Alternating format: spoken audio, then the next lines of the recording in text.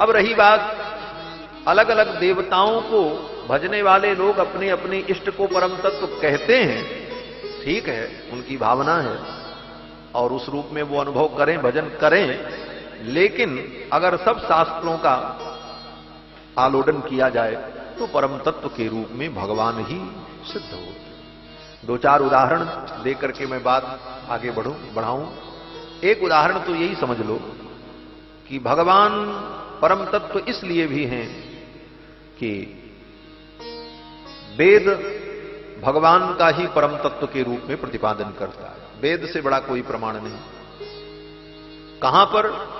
बोले वेदों में पुरुष सूक्त में परम तत्व का वर्णन किया गया, जिस पुरुष सूक्त का हर ब्राह्मण प्रतिदिन पाठ करता है, सहस्र शीर्षा पुरुष सहस्राक्ष सहस्रपाद।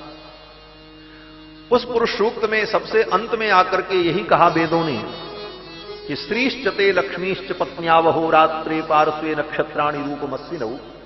श्री और लक्ष्मी जिनकी पत्नी है, श्री देवी भूदेवी जिनकी पत्नी है, ऐसे भगवान नारायण ही परम तत्व है। ये तो वेद की बात है। उसके बाद वेद में जितने मंत्र हैं, उन मंत्रों का उच्चारण जब किया जाता है तो भले वो किसी देवता का मंत्र क्यों न हो, लेकिन उस मंत्र के प्रारंभ में भगवान का ही नाम लिया जाता है। आप गणेश जी का मंत्र पढ़ो, गणानां त्वा गणपति गुं हवा महे, लेकिन मंत्र तो गणेश जी का पढ़ा जाएगा, लेकिन सबसे पहले नाम भगवान का लिया जाएगा।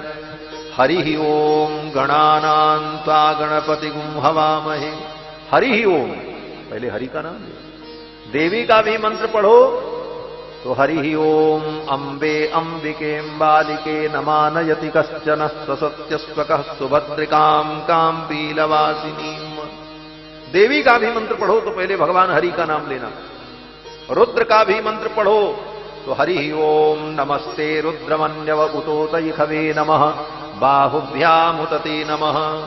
तो किसी भी देवता का मंत्र पढ़ने के पहले हरि ही ओम, भगवान हरि का ही उच्चारण किया जाता है, क्योंकि भगवान हरि ही परम तत्व है। इतना ही नहीं, किसी भी देवता का आप पूजन करने बैठो तो सबसे पहले आचमन करना होता है, और आचमन करेंगे तो भगवान का ही नाम लेंगे, केशवाय नमः, नारायणाय नमः, माधवाय नमः, क्योंकि भगवान ही परम तत्व। ये सारे संकेत हैं परम तत्व का निर्णय करने के। इतना ही नहीं, आप संकल्प करने चलो किसी पूजा का तो सबसे पहले भगवान का ही नाम लेते हैं, हरि ही ओम तत्सत, हरि ही ओम तत्सत, हरि ही ओम तत्सत। विष्णुर्विष्णुर्विष्णु श्रीमद्भगवतो महापुरुषस्य विष्णोराज्ञया प्रवर्तमानस्य। ये संपूर्ण सृष्टि किसके द्वारा प्रवर्तित है? भगवान विष्णु के द्वारा, हरि के द्वारा प्रवर्तित है, क्योंकि भगवान हरि ही परम तत्व हैं। तो वेद पुराण शास्त्र स्मृति सारे धर्म ग्रंथ एक स्वर से भगवान नारायण के परत्व का प्रतिपादन करते हैं। भगवान नारायण ही परम तत्व हैं, और वही भगवान नारायण रामकृष्ण नरसिंह के रूप में प्रकट होते हैं। इसीलिए रामकृष्ण नरसिंह और नारायण में कोई अंतर नहीं है। तो भगवान ही परम तत्व है। भगवान ने कहा अहम तत्वम, मैं ही परम तत्व हूं, ये उत्तर दे दिया। और जीव ब्रह्म में भेद है तो भगवान ने कहा हां सद्वैतम मतमपि साधनम प्रपत्ति ही। भगवान ने कहा जीव में और ब्रह्म में भेद है, भगवान ने स्वीकार किया। भगवान ने निर्णय कर दिया, कांची वरदराज भगवान ने, कि जीव और ब्रह्म में भेद है, अभेद नहीं है। जीव भिन्न है, ब्रह्म भिन्न है। जीव कभी ब्रह्म नहीं हो सकता, कदापि नहीं हो सकता। गोस्वामी तुलसीदास जी महाराज भी कहते हैं कि माया बस परिच्छिन्न जड़, जीव की ईश समान। जीव कभी ईश के समान नहीं हो सकता, जीव कभी ईश हो ही नहीं सकता। और वेदांत में भी वर्णन तो किया गया कि जब जीव मुक्त होता है तो मुक्त होने के बाद वो भगवान के समान तो हो जाता है। ब्रह्मविद ब्रह्मैव भवति, ब्रह्मविद ब्रह्म को जानने वाला ब्रह्मैव भवति, ब्रह्म के समान हो जाता है, लेकिन ब्रह्म नहीं हो जाता, ब्रह्म के समान हो जाता, ब्रह्म नहीं होता। कैसे? बोले जैसे भगवान चतुर्भुज हैं, शंख चक्र गदा पद्म धारण करते हैं, पीतांबर पहनते हैं, वैसे वो जीव भी मुक्त होकर के उसी रूप में हो जाता है, लेकिन वो भगवान नहीं हो जाता, अंतर बना रहता है। वैकुंठ में जितने जीव पार्षद हैं जो मुक्त हैं, नित्य मुक्त, वो सब चतुर्भुज ही रहते हैं और सब भगवान जैसे ही दिखते हैं। हाँ, सबकी नाक, आंख, कान, स्वरूप सब भगवान जैसा। जो मुक्त होकर वैकुंठ गया सब भगवत स्वरूप हो जाते हैं। बोले महाराज तब तो बड़ी समस्या होती होगी। बोले क्या समस्या? बोले असली भगवान कौन है कैसे जाने? बोले उसका भी वो होता है चिन्ह। क्या चिन्ह है? बोले भगवान के समान जीव मुक्त होकर के हो तो जाते हैं, लेकिन कुछ अंतर रहता। बोले क्या अंतर? बोले जो शेष की सैया है भगवान की, जो भगवान का दिव्य शेषासन सिंहासन है, उस सिंहासन पर केवल भगवान ही बैठ सकते हैं, दूसरा कोई नहीं बैठ सकता। और दूसरा प्रमाण, बोले बगल में लक्ष्मी जी भगवान के ही विराजमान होती हैं, दूसरे के बगल में वो विराजमान नहीं हो सकती। तीसरा प्रमाण, बोले कौस्तुभ मणि जो भगवान का नित्य आभूषण है, वो कौस्तुभ मणि केवल भगवान के गले में रहती है और किसी के गले में नहीं रहती। वैकुंठ में रहने वाले सब जीव भगवान के समान दिखते हैं, लेकिन कौस्तुभ मणि तो केवल भगवान के वक्षस्थल पर रहती है। और वो कौस्तुभ मणि भी बड़ी विलक्षण है, उस मणि में छिद्र नहीं है। जैसे कोई भी मणि आपको पहनना हो तो या तो उसमें छिद्र हो, अथवा उसको, उस मणि को, उस रत्न को आप सोना चांदी से मंडित करा करके लाकट जैसा बनाओ, तब गले में पहनो। लेकिन वो भगवान की जो कौस्तुभ मणि है, उसमें न कोई धागा है, न कोई डोरी है, और न किसी माला में पिरोई है। बोले तब वो ऐसी दिव्य मणि है, वो भगवान के वक्षस्थल पर चमकती रहती है। हाँ, वो भार नहीं है कि भगवान उसको गले में धारण करें। भगवान पीतांबर पहनते हैं तो पीतांबर के ऊपर आ जाती है, भगवान पीतांबर हटाते हैं तो वो नीचे चली जाती है। वो सदा भगवान के वक्षस्थल पर देदीप्यमान होती रहती है। ऐसी विलक्षण मणि जो है वो कौस्तुभ मणि, उसका कोई भार नहीं है, और इतना भार उसका है कि उसको कोई उठा भी नहीं सकता, क्योंकि समुद्र मंथन से प्रकट हुई वो मणि। भागवत में कथा है कि जब कौस्तुभ मणि प्रकट हुई तो सब देवता उसको उठाने गए, कोई नहीं उठा पाया, सब थक गए महाराज, थक करके चूर हो गए, कोई उस मणि को उठा नहीं पाए। जब उठा नहीं पाए तो फिर उसको धारण कौन करे? तो भगवान आए तो मणि अपने आप उठ करके भगवान के वक्षस्थल पर विराजमान हो गई। स्वयं वो मणि भगवान के वक्षस्थल पर विराजमान हो गई। और यथार्थ में वो मणि क्या है? बड़े रहस्य की बात है। इस रहस्य को विष्णु पुराण में पराशर महर्षि ने कहा है। रहस्य ये है कि वो मणि जो अनंत अनंत जीवात्मा है, अनंत अनंत जीव जो सृष्टि में हैं, उनका वो नित्य स्वरूप मणि है महाराज। वो मणि और कोई नहीं है, अनंत अनंत जीवात्मा ही मणि है भगवान के गले में, वो कौस्तुभ मणि के रूप। और अनंत अनंत जीवों के भार को भगवान ही धारण कर सकते हैं और कोई धारण नहीं कर सकता। सबके आधार ठाकुर हैं। विष्णु पुराण में वो कौस्तुभ मणि जो भगवान की है वो क्या है? बोले जीव का स्वरूप है। सारे जीवात्मा भगवान के भक्त भगवान के हृदय में मणि के रूप में विराजमान है। तो वो कौस्तुभ मणि और किसी के हृदय में नहीं होती। और चौथा चिन्ह, बोले भृगु जी का चरण चिन्ह। भृगु जी ने जो भगवान को चरण प्रहार किया, वो चरण का चिन्ह भगवान के वक्षस्थल पर बन गया। विप्रपादाब्ज चिन्हम, गोस्वामी जी ने जो प्रार्थना की, विप्रपादाब्ज चिन्हम, ब्राह्मण का चरण चिन्ह, तो उस चरण चिन्ह को भगवान ने अपने वक्षस्थल पर धारण किया। वो भृगुलता, भृगुपाद केवल भगवान के वक्षस्थल पर होता है और किसी के वक्षस्थल पर। और क्या पहचान है? बोले भगवान के वक्षस्थल पर दाहिने तरफ, दाहिने वक्षस्थल पर एक रेखा होती है सुनहले रंग की। कैसी रेखा? बोले चमकती हुई स्वर्ण के समान। हिंदी में 7 जैसे लिखा जाता है, अंग्रेजी का 6 समझो, हिंदी का 7 समझो। तो वो हिंदी में जो 7 लिखा जाता है, उसी प्रकार से ऐसी घूमी हुई एक रेखा बनी रहती है दाहिने वक्षस्थल पर, और वो स्वर्ण के समान चमकती। वो क्या है? बोले उसको श्रीवत्स चिन्ह कहते हैं। वो श्रीवत्स चिन्ह है। भगवती महालक्ष्मी उस चिन्ह के रूप में भगवान के हृदय में बैठी रहती है। तद वक्षस्थल नित्यवास रसिकाम तच्छांति संवर्धिनी पद्मालंकृत पाणि पल्लव युगाम पद्मासनस्थाम श्रियम वात्सल्यादि गुणोज्ज्वलाम भगवतीम वंदे जगन्मातरम। जगत माता जगत जननी लक्ष्मी एक रूप से भगवान के वक्षस्थल में विराजमान है। तो ये सारे चिन्ह भगवान में दिव्य रूप से विद्यमान रहते हैं। इसीलिए वैकुंठ के जो पार्षद होते हैं उनमें और भगवान में यही अंतर होता है। तो भगवान और जीव दोनों में भेद है। सद्वैतम मतमपि, भगवान कहते हैं जीव कभी ब्रह्म नहीं होता। और वेदांत ब्रह्म सूत्र में भी वेद व्यास जी ने अंत में लिखा कि मुक्त होने के बाद जीव भगवान के समान तो हो जाते हैं, अनावृत्ति शब्दात, फिर उन्हें संसार में कभी आना नहीं पड़ता।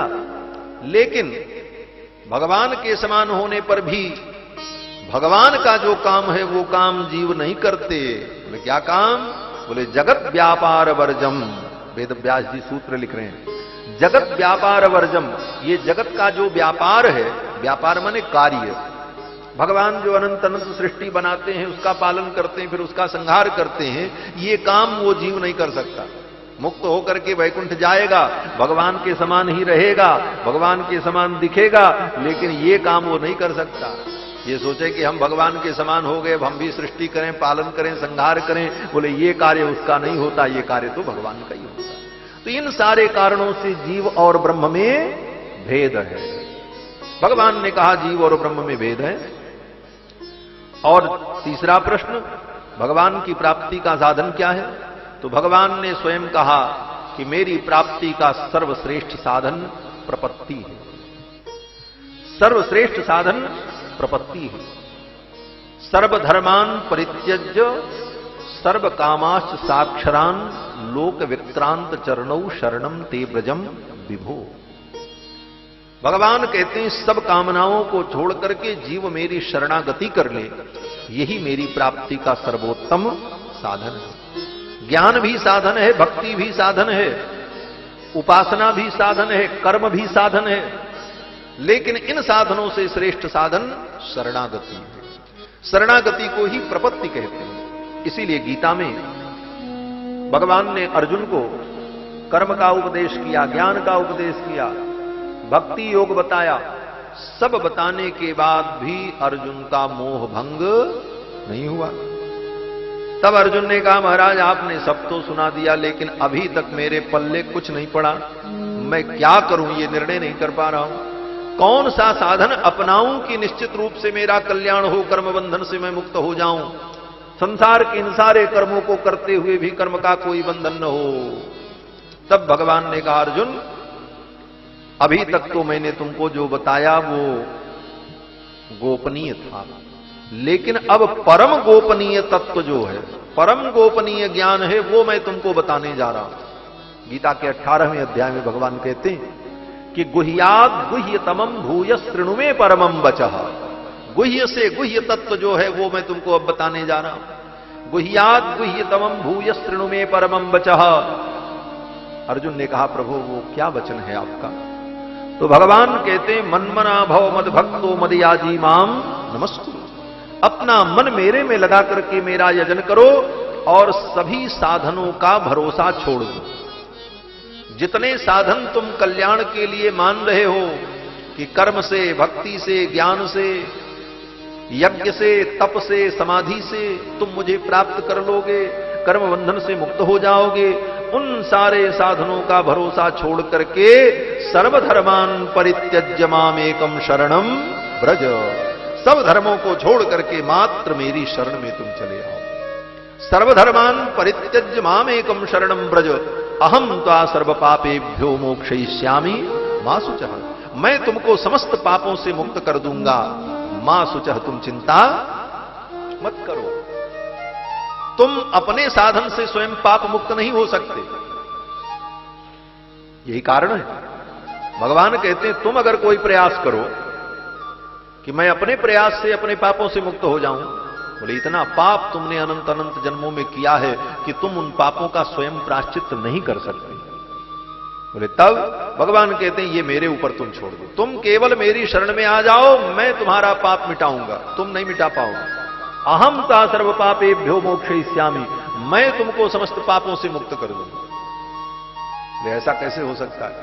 बोले सीधा हिसाब है, किसी व्यक्ति ने बहुत अपराध किया, कहीं भी गया अपराध से मुक्त नहीं हो पाया, साधारण न्यायालय ने उसको सजा सुना दी, हाई कोर्ट में गया, बोले वहां भी उसको मुक्ति नहीं मिली, वहां भी उसकी सजा सिद्ध हो गई, सुप्रीम कोर्ट गया, वहां भी उसकी सजा सिद्ध हो गई, बोले तब, बोले अब कोई साधन नहीं बचा कि वो पाप से मुक्त हो, बोले अब एक ही उपाय है कि राष्ट्रपति के पास चला जाए, वो अपनी याचिका लेकर के कि भाई हमारे ऊपर दया करो, उनकी शरणागति कर ले, तो राष्ट्रपति चाहे तो उसको सब पापों से मुक्त कर सकता है। भाई हम तुमको बरी करते हैं।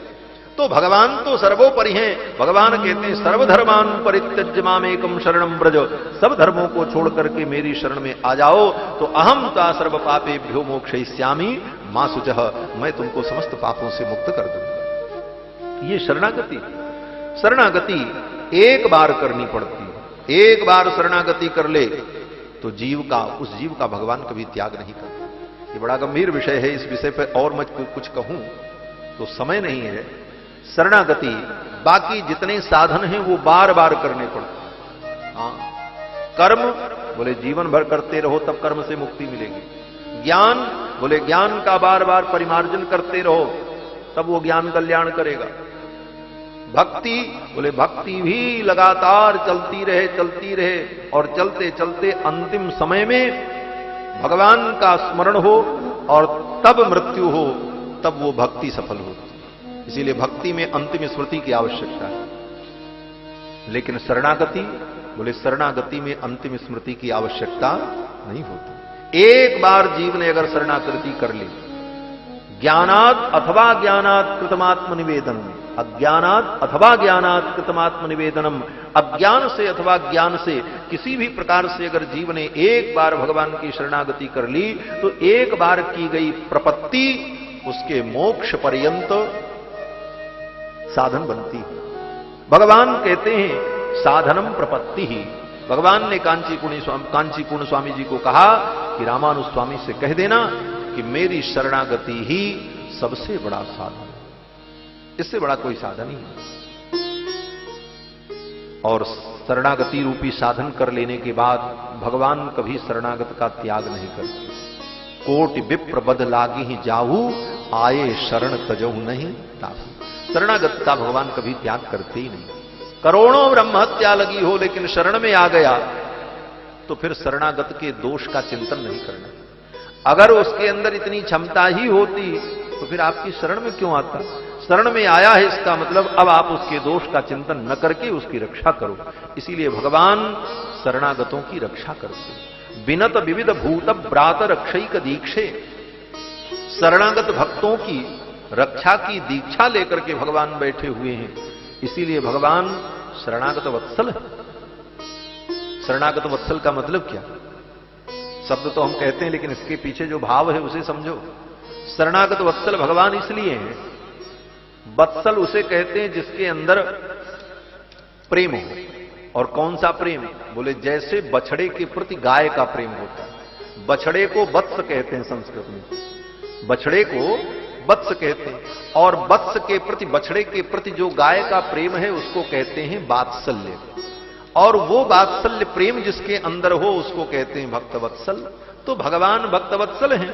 तो गाय का प्रेम बछड़े के प्रति कैसा है? बोले बछड़े के प्रति गाय का ऐसा प्रेम होता है कि उस बछड़े के ऊपर जितनी गंदगी है उस गंदगी को भी गाय गंदगी नहीं समझती है, उसे जीभ से चाट करके स्वयं साफ कर देती है। उसी प्रकार भगवान अपने शरणागतों के दोष को स्वयं मिटा देते हैं। जैसे गाय स्वयं चाट करके उसके मल को धो देती है, उसके रोए रोए चमकने लगते हैं, थोड़ी ही देर में चाट चाट करके गाय उसे निर्मल बना देती है। उसी प्रकार भगवान अपनी कृपा के द्वारा उस जीवात्मा के संपूर्ण पापों को धुल देते हैं।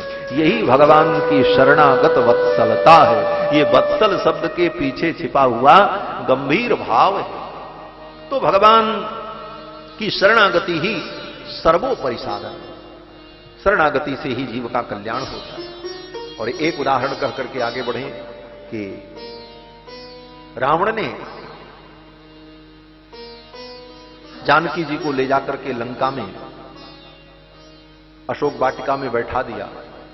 मात्र इतने अपराध के कारण रावण का विनाश हो गया। रावण के संपूर्ण परिवार का विनाश कर दिया भगवान। और जयंत ने, इंद्र के पुत्र जयंत ने जानकी जी के वक्षस्थल पे चोंच का प्रहार किया, खून की धारा बह गई, लेकिन उस जयंत के प्राण बच गए और रावण के प्राण नहीं बचे। दोनों के अपराध की तुलना की जाए तो जयंत का अपराध रावण से बड़ा अपराध था। रावण ने तो केवल जानकी जी को ले जाके अशोक वाटिका में बैठा दिया, एक बाल बांका नहीं किया, लेकिन रावण का संपूर्ण विनाश हो और जयंत का प्राण बच गया। क्यों? बोले जयंत ने शरणागति कर ली, जयंत भगवान की शरण में आ गया। देवर्षि नारद ने कहा भगवान की शरण में चले जाओ तभी बचोगे। देखा नारद बिकल जयंता लाग दया कोमल चित संता, पठवा तुरत राम पहिता ही, राम जी के पास भेज दिया और जयंत ने आकर के राम जी की शरणागति कर ली। तो जयंत जैसे पापी के ऊपर भी भगवान की कृपा होगी। इसीलिए यामुनाचार्य स्वामी जी महाराज आलवंदार स्तोत्र में कहते हैं तादृशो वायसस्य प्रणत इति दयालु। यामुनाचार्य स्वामी अर्थात उस कौवे के ऊपर भी भगवान ने इतनी बड़ी कृपा की, कारण कि वो शरणागति कर चुका। तो शरणागति ही समस्त पापों से मुक्त होने का और भगवत प्राप्ति का सर्वोपरि साधन है शरणागति। भगवान कहते हैं साधनम प्रपत्ति ही। और प्रश्न का उत्तर देते हुए भगवान ने कहा मोक्षस्याद् भुवि चरम स्मृतिम चहित्वा। अंतिम समय में जो अंतिम स्मृति की बात कही गई कि अंतिम समय में भगवान का स्मरण नहीं होगा तो मुक्ति नहीं मिलेगी, भगवान कहते हैं ये नियम मेरे शरणागत भक्तों के लिए नहीं है।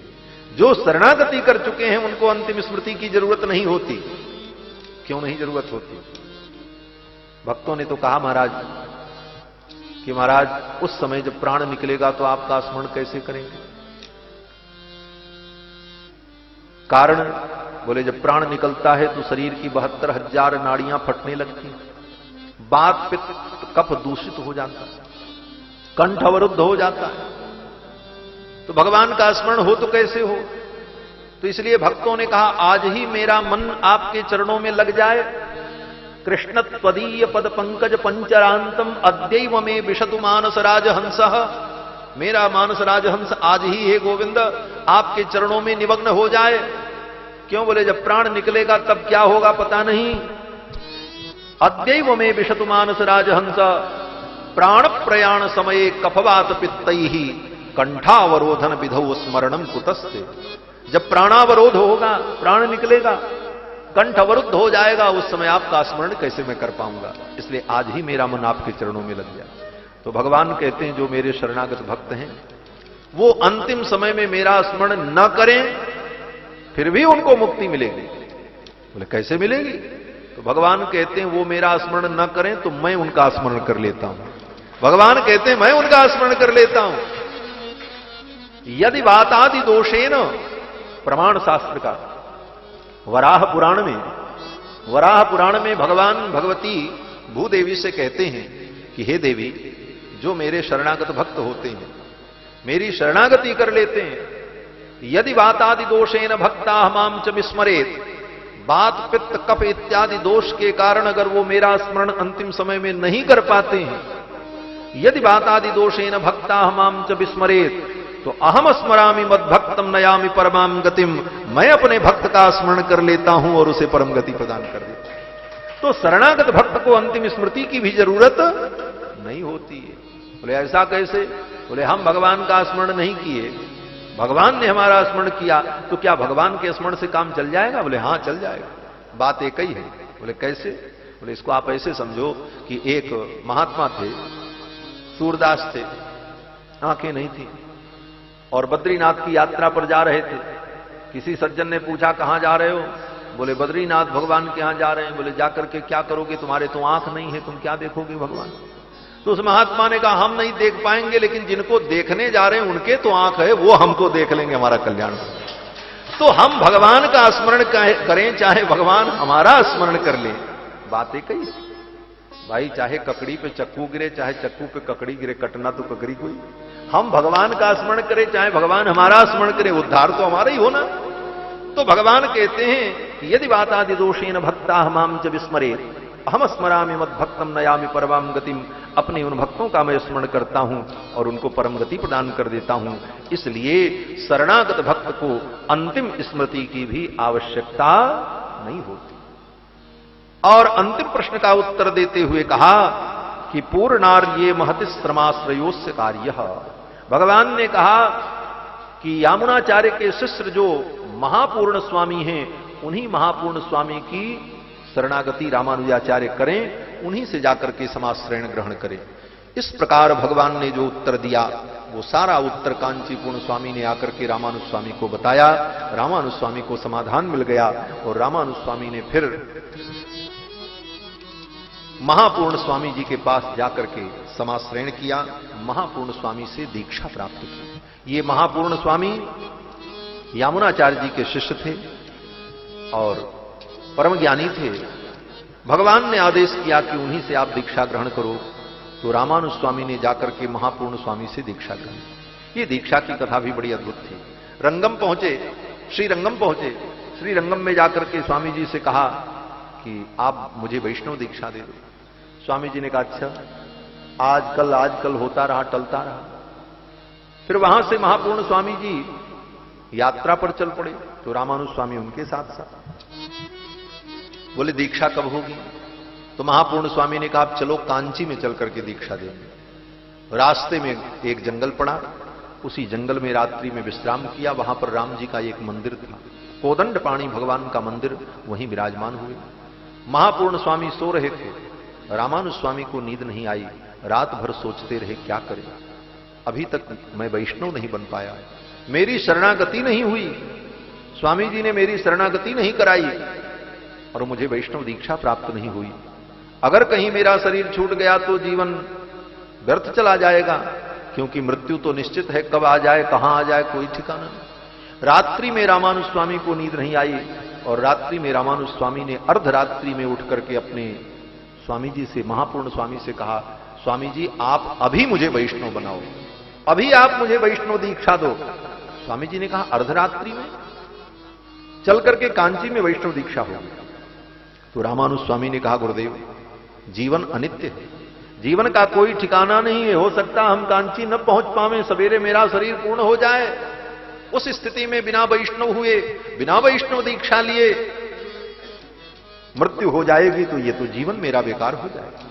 इसलिए आप मुझे अभी दीक्षा प्रदान करें, अन्यथा मेरा जीवन समाप्त हो सकता है भगवान के वियोग में। और रामानुज स्वामी की इस अनन्यता को, उनकी निष्ठा को देख करके अर्धरात्रि में उनके गुरु महापूर्ण स्वामी ने वहीं पर जंगल में दीक्षा दे दी। इसीलिए हमारे यहां वैष्णव सिद्धांत में आज भी परंपरा है कि दीक्षा के लिए कोई मुहूर्त नहीं होता।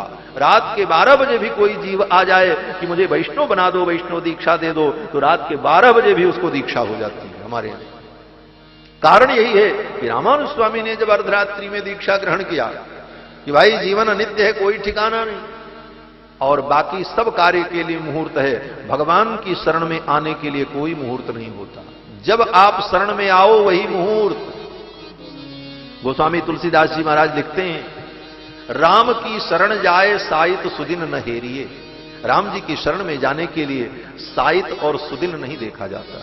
भगवान की शरण में जाने के लिए न कोई मुहूर्त होता है, न भगवान की शरण में जाने के लिए कोई काल का निर्धारण है, न अवस्था का निर्धारण है। आप किसी भी अवस्था में शरणागति कर लो, आप न नहाए हो, स्नान नहीं किए हो, अपवित्र हो, बोले उस दशा में भी आप भगवान की शरणागति के अधिकारी हो।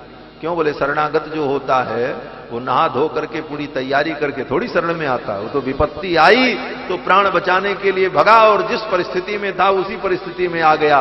इसलिए शरणागति में कोई ऐसा नियम का प्रतिबंध नहीं है।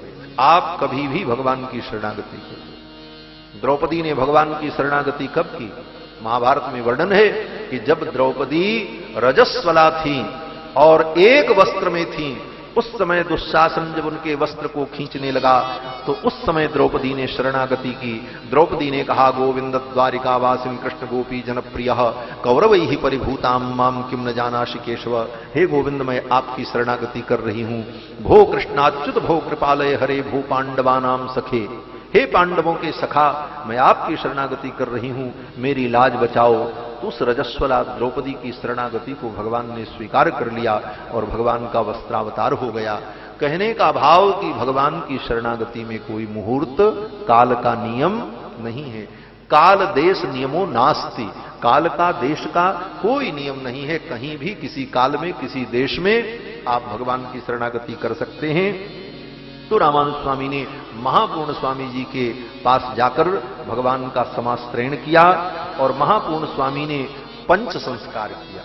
शरणागति में वैष्णव दीक्षा में 5 संस्कार होते हैं। तापः पुंड्रम तथा नाम मंत्रो यागस्य पंचमः। ताप संस्कार, पुंड संस्कार, मंत्र संस्कार और नाम संस्कार और याग संस्कार।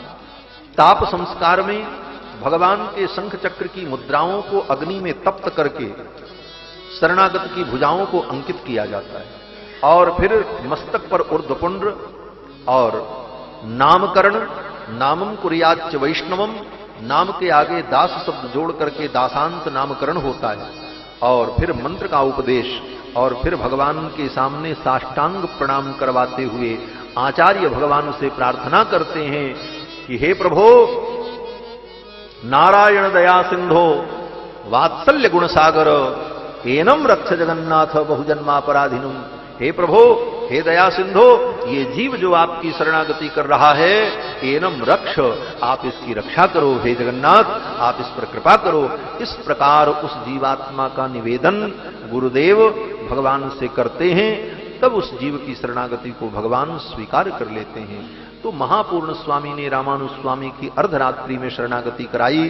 रामानुज स्वामी ने शरणागति कर ली और फिर वहां से कांची में आकर वो भगवान का कैंकर्य सेवा करने लगे।